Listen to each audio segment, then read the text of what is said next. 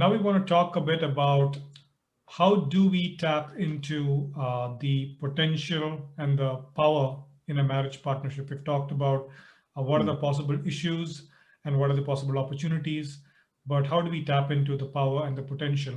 Uh, I think it has got to do something to do with that intimacy piece that we talked about earlier. As Dave, you mentioned earlier that intimacy is almost like see into me. It's also to do a bit with communication. So a lot of the challenges that we see marriages facing is because of poor communication. So so when we got coached by you and trained by you to be marriage coaches, and we got introduced to this concept of reflective dialogue, where mm, we can really uh, get to really know.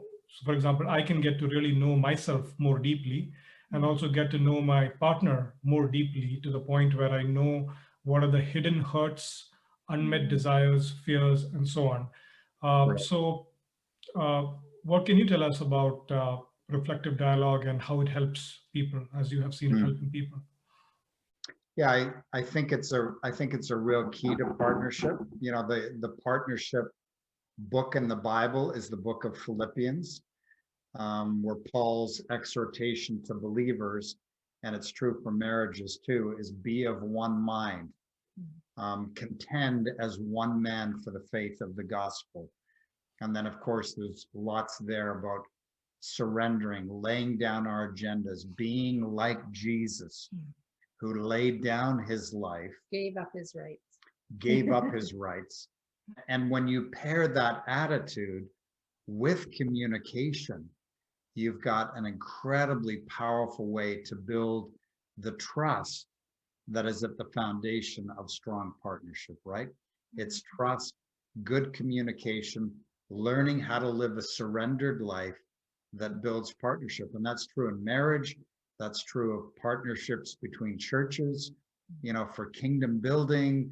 That's true of partnerships between companies, um, for nations to work together, cross-cultural stuff. We found that dialogue, reflective dialogue, can be a real key. It's a communication key to build trust and partnership. So Yeah. So not only do we teach couples to do mirroring or reflecting what they've heard their partners say, but we also have a specific strategy of how to get to deeper levels. So we hmm, start with what's the tension that you're having, and then we go to how did you react? And what were your feelings about that when that tension happened? And what were you afraid of when that happened?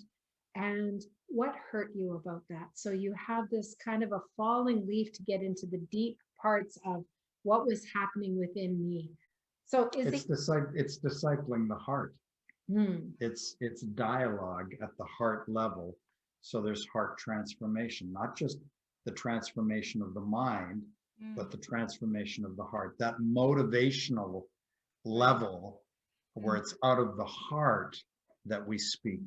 So this is a dialogue. We call it opening the door, feelings, fears, hurts, opening the door to really discipling the heart and enabling transformation of the heart in one another. and is the easiest way to just Should we demonstrate it? just do a quick demo? That'd be great. Yeah. So we encourage a couple to, first of all, really describe, it can be very simple, a scenario where they've had tension, they've had some heat in their relationship, because that's where it starts, right? You look for the smoke, find the fire. And one of our common sources of tension is around hosting people, especially family within our home, because there are so many things going on with family that it creates tension within us, stirs up tension, doesn't create it, but it stirs up tension. And we're just going to do a little demo out of that scenario. So why don't you share and I'll reflect? Okay. So So I, I had a reaction. Oh, yeah, that's fine. is that all right? So I had a reaction the last time we hosted your siblings, and sorry, it was preparation for hosting them. And in my reaction, I showed my reaction by getting angry, by leaving the room, and just going back and playing on my computer So while when- you were doing all the work. Thank you. So when we were preparing to host a family, Yeah. and the tension was building, I think probably I was getting a little controlling, but you felt angry first of all, and then you actually just disconnected and left and went and played on your computer. Is that accurate? I did. I will not tell a lie. I did. So, I left her with all the work. so how did you feel when that was happening? I think I felt sad. I felt disappointed. I felt left out. I felt on my own. That's probably, you know, as I think about try to put myself back in that place, I think those are the things that I felt that I was going through. So let me make sure I captured it. Yeah. So while, and I think I should describe the scenario that I became a little controlling and wasn't including your ideas. So you felt sad and disappointed and not included and on your own. Is that accurate? Yeah, not included and on my own. Yeah. On your own. No, you've got me. And so those are some of your feelings. I know we could spend more time on that, but Yeah. what were you afraid of when that happened? To be really honest, I think one of my core fears is thinking that I don't have what it takes to pull something off as simple as hosting your family. It goes back to my fear of am I competent to do what I'm supposed to do? Wow. So your fear underneath those feelings and reactions was actually a fear that I might not be competent, might not have what it takes. yeah, I like hosting people with you, but when I don't have space to bring my extra, yeah, it really touches on that fear of maybe Nancy doesn't think. I struggle with the fear. Maybe Nancy doesn't think I've got what it takes either. Wow. So when I don't welcome your ideas and Yeah. your creativity, it's not just a fear that you're not competent, but that I might view you as incompetent. Is that accurate? Yeah. Wow, I that think makes so. sense. Okay, so, and below that fear, Dave, what really hurt you about that when I did that? I think what hurt me was not having any influence, not having a voice, not being encouraged to contribute anything. Wow. Yeah. I can hear your voice getting softer as Yeah, you go deeper. because you're, even though we've dialogued about this before, it's just making me think a little more deeply. So that I might not have captured it. You may have to say it again, but one of the things that hurt you is that you don't have influence. What was the rest? Yeah, losing influence, losing the ability to bring my gifts, my design, because we're talking about that, you know, in this segment we're doing now. Right.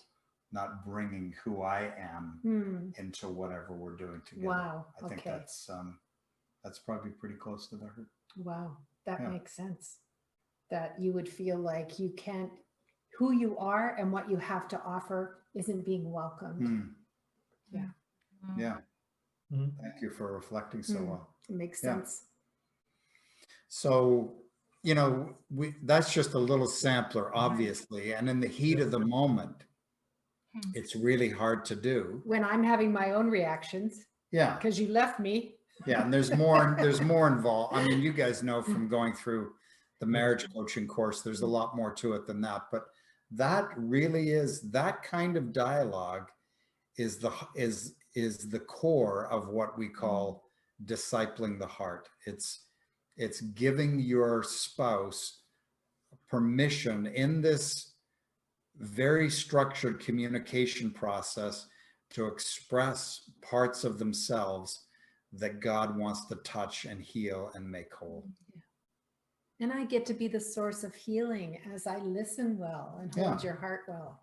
And it's healing for me because when I was growing up, my mom would give tasks, but a lot of times she would come and redo the tasks after me. So, you know, I'd be given something and then it'd be snatched back. And so I learned the lesson that if I'm at, if we're doing something together and I don't have any space to bring my contribution, better to just go to my room like I did when I was a kid and just thought, okay, if I can't do anything here, that's fine. Yeah, thanks for doing that, because although you've done it before, obviously you've had this conversation before, when you were doing it right now, I'm quite sure that you were not just acting. I think you were actually going through the actual feelings and emotions. And thank you for doing that vulnerably for us and for those watching. Um, and and as you mentioned earlier, we have been through this course with you, and there might be people watching who feel that my marriage is not exactly falling apart or breaking down. We're okay. And I would say that Jane and I were sort of in that place as well when we got into this marriage coaching. But then we realized that there's so much potential that can be realized by actually going through this process of getting to know each other so deeply. For example, I remember in one of our coaching sessions with both of you, we were working on a point of tension that we had, that Jane is quite enthusiastic in taking on more projects. And for me, my focus is, oh, let me finish what we have on our plate. Let's do that well, right? Right. So that I'm was, with you, Joey. yeah. I'm more with Jane there, but Yeah, we exactly. totally get the tension. Many people can relate with, and that's a reason, I think that's why God Yes. people, those kind of people together. So while we were working through this, I realized that there were certain lies inside of me that I was believing. One of them I've written down here is that, maybe Jane doesn't care that I'm overworked and overburdened. Maybe she doesn't understand.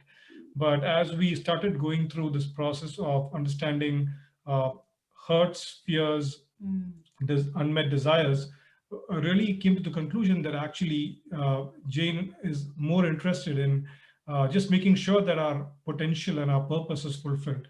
And and I was able to understand that I was able to realize this lie that I believed, which I did not know about. It came through this, came to the surface through this process. So I just want to say to anyone watching that this works. So we can vouch for that, and we're really grateful living for it. proof and testimonies. Yeah. Right. One thing that you brought up, David, while you were doing that reflective dialogue, you talked about some roles or expectations that you had inherited from even before you were married, from your family, right? Yeah. So there are certain roles probably that we tend to inherit or bring with us into the marriage.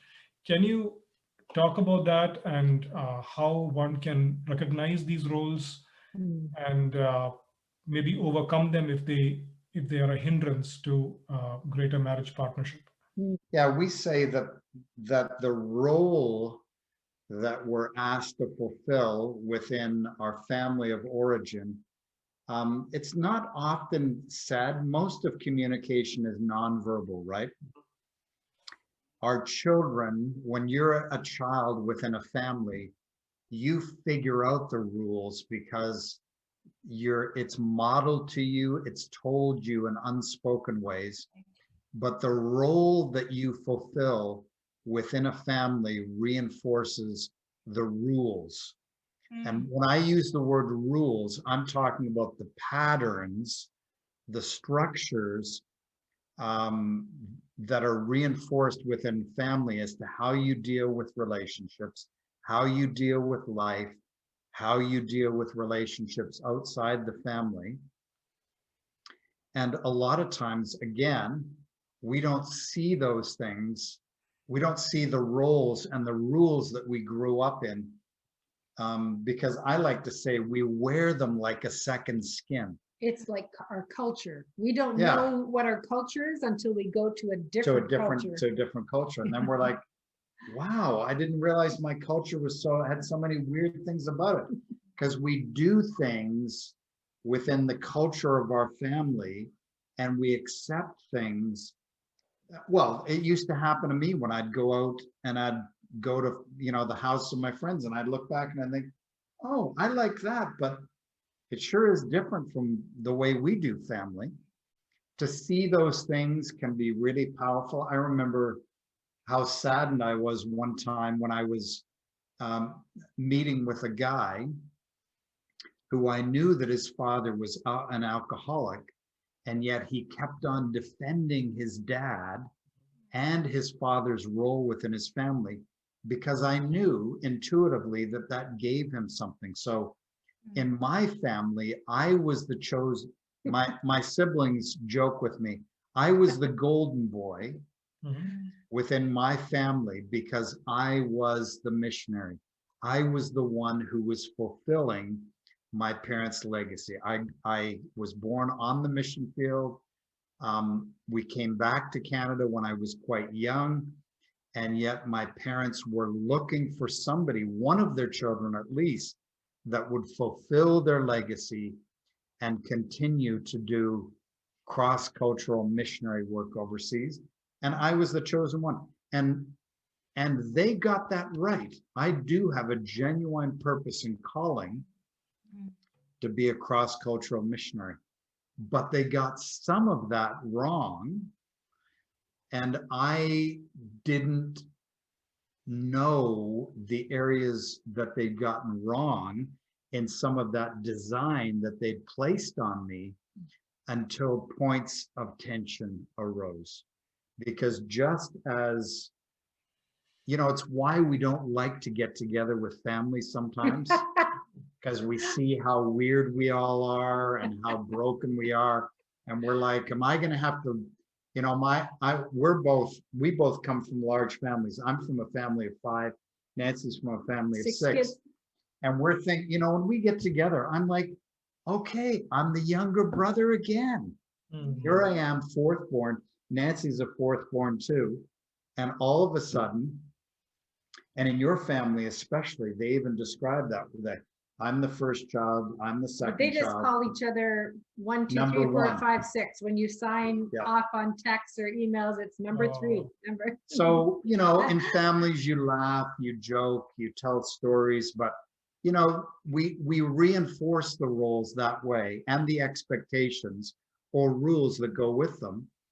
And as I said, a lot of times you don't see them until there's some kind of breaking point. There's some kind of heat. There's some kind of tension that arises. And well, I'll just give you a really overt example from my life. And some, you know, some of those things of being, for me, of being the chosen one have privileges attached to them, right? And a sense of entitlement. I mean, Nancy would call me at different times, call me on and say, oh, there you go again, feeling a little entitled, aren't you? Like you should be getting special treatment here. But I can still remember Joey and Jane on my father's deathbed. Here's my godly dad who gave me so much, who prayed for me, who admired me. You know, he would be in a room with my other siblings and he would, you know, almost like with Joseph, you know, Joseph, the biblical character, he'd end up asking about me. Where's David? Oh, is David around? Is David going to be late tonight? And, you know, in overt ways, the older he got, the more he reinforced and talked about my position and role within the family in ways that never would have been done when I was younger. But I still remember this was obviously very moving for me. On my father's deathbed, my father specifically said to me, it was his last words, he said, David, I'm praying that you will go back to Africa. Now, he got the part about me being a missionary, correct, but God had called us back to Canada to be closer to our children and grandchildren, and we still minister out of Canada, but he didn't get the positioning of that purpose correct. His positioning for me was that I would serve in Africa for the rest of my life to somehow fulfill his legacy. And because I'd done the work of recognizing the negative things within the role that God-given role, but my parents also gave me that role. I was able to just say to him, no, Dad, that's not what God has for me at this stage of my life.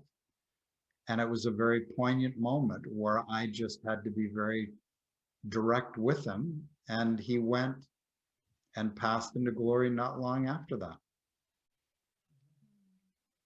So a dramatic story, but Yeah. it's in those points of pressure and tension that we wake up sometimes to the role that's being placed upon us, and we are able to separate then between what is true, what is God-given, and what is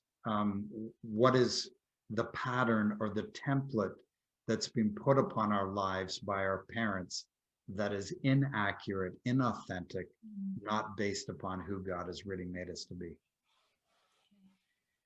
So I just feel like, asking this one question might sound a bit countercultural, but Nancy and David, as professional life coaches, marriage coaches especially, and focusing on marriages more in the last 10 years with the organization you're pioneering called Together, why do you think sex is designed to be, experienced or enjoyed within the institution or boundaries of marriage? Wow, that's a great one. Sex is, so much of it represents our relationship with God. I mean, sex, great sex has to do with intimacy, abandonment, our will being blended and given over to another. When you think about real, authentic, orgasmic, sex, and because sex is designed by God, it's sex, and in some ways represents the ultimate ecstasy of being one with God. It's extravagant. It's laying down your life. It's enjoying authentic pleasure. Sex is it's a bonding experience. It's a renewal of covenant. It's an expression of our unity, right? Unity and our partnership. It's a physical fun. expression of oneness. Yes. And being known. And it's spiritual warfare. Yeah, one of the things that we do with people is lead them through a prayer to break off soul ties. So soul ties is this terminology of the connection that happens with someone, not just through sexual connection, but certainly through sexual connection. So if I've had partners before marriage with different men, and then come into marriage, it's almost like I have left a part of me connected with these three other men. And it's really important for me to leave and cleave and to have this as the only oneness. As an exclusive Exclusive, that's bond. the word. That there has to be a prayer to cut off those past relationships. So when people think that the best sex is with one night stands or with different people, they have no concept, no idea of intimacy. Clueless. Wow. So out of the trust of thousands of times we have connected sexually, Making love. This is building intimacy and oneness. There is no way that's going for a one night stand someone can know me or know my body to be able to provide the same kind of connection and pleasure that comes within marriage. It is soul deadening to have multiple partners and to be giving yourself away over and over again. And it's important. Because you do give a part of yourself away in the act of sex. The lie is that it's just friends with benefits. The lie is, it was just the single act of physical pleasure. It's separate from who I am. It's separate from who I am. It's strictly physical. And of course, that's a lie, because sex is a body, soul, spirit, mind, will, emotions. It's a full person-to-person connection. You're leaving a part of yourself with somebody else. And it's why so often it's easier to get into sexual sin with different partners again and again, because there is a portion of your will that you give away when you violate your conscience and your body. And of course, giving a part of anything away weakens what remains. So people find that they wrestle with sexual addictions and everything else because their will has been weakened. That will that is a God-given gift that helps us to say no to bad things and yes to good things, that gets weakened and given away. It almost ties back to something that I was trying to say in the beginning, that there's something special about this marriage partnership that makes it separate from any other partnership. Yes. There's Yes. something sacred and exclusive about it. Also, David, you mentioned, I think in the previous question, about templates. There are certain roles and templates that we probably inherit from our family or our generations. Some of that may be good, but some of that may not be helpful. So on that note, is there a template or a blueprint for a fulfilling marriage partnership? I think when it comes to templates or blueprints, obviously, because God has designed us, we are spirits within bodies. Our ultimate design is fulfilled when we see God face to face. You know, we know then as we are known. It's a life that comes after life. And so a key part of the template of having an incredible marriage, and a marriage that's built upon design and destiny, is having a relationship with Jesus Christ. He's the one who's created us, who's designed us. So as we grow in our friendship and our knowledge with him, so also our marriage grows.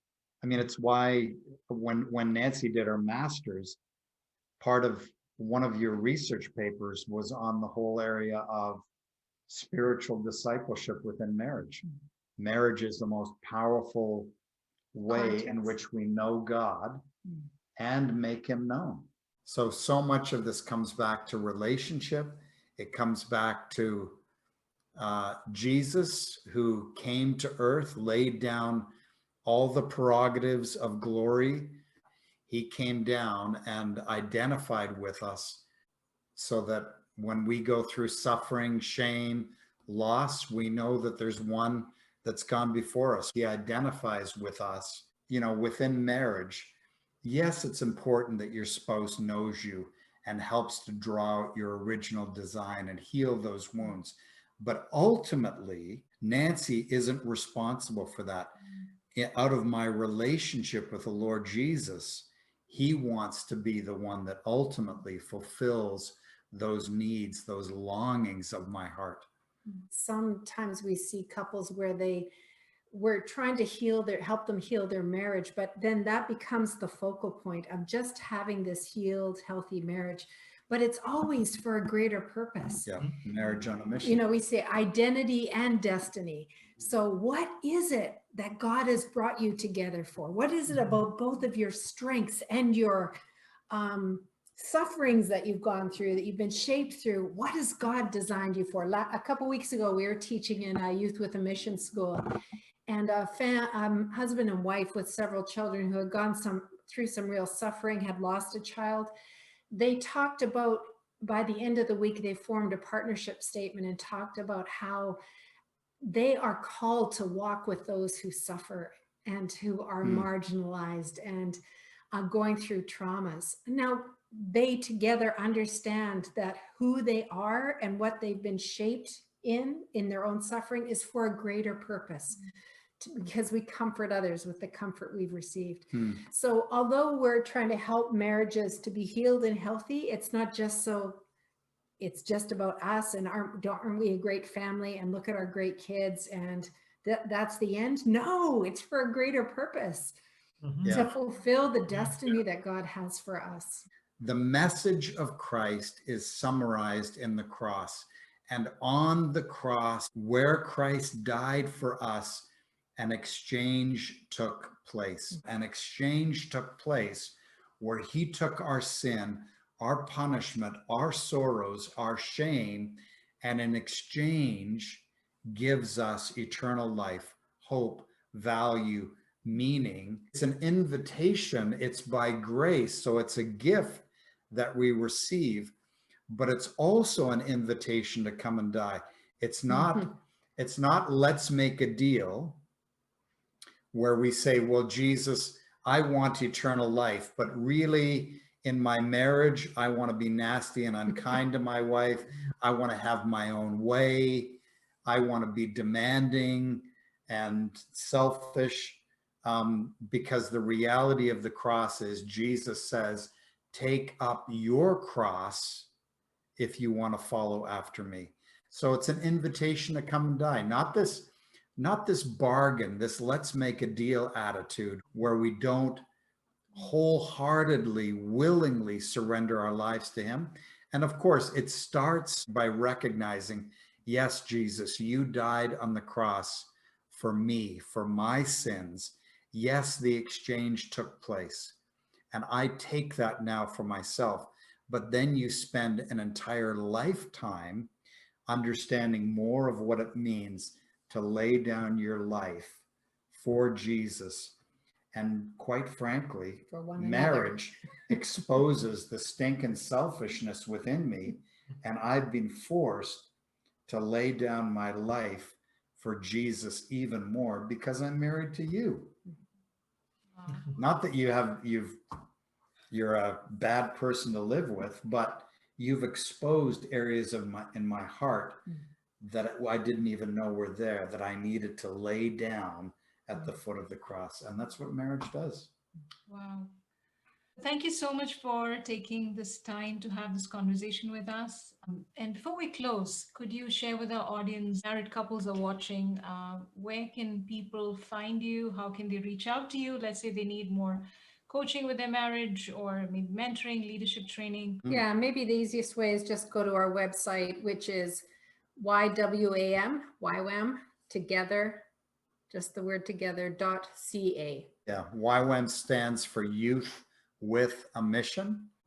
That'll give them information on upcoming opportunities to be trained as marriage coaches. Okay. Yeah, I've also heard that something you do called marriage tune-up, and I just like that term a lot because I guess you don't tune your car up when it's broken down. You tune it up when you want to optimize it and you want it to really get the best efficiency out of it. So again, I just want to reiterate the fact that if there's anyone who feels that well, the marriage is doing okay, probably there's a lot more potential and power there, and it would be great to think about how to do a tune-up with Nancy and David, maybe.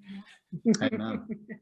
Thanks. And as a concluding thought, I want to remind you that no matter what age you are, which country, which culture you're watching from, but you are born in such a time as this in history for a very unique purpose, which only you can do. So our encouragement would be to even maybe start reflecting and thinking more about what could be that purpose. And if you're married, like Nancy explained, what is that greater than or that larger purpose you both are married for, more than being there for each other? On that note, thank you so much. We will be back soon again with another amazing an amazing guest, and we are going to learn and grow together. Have a great week. God bless you.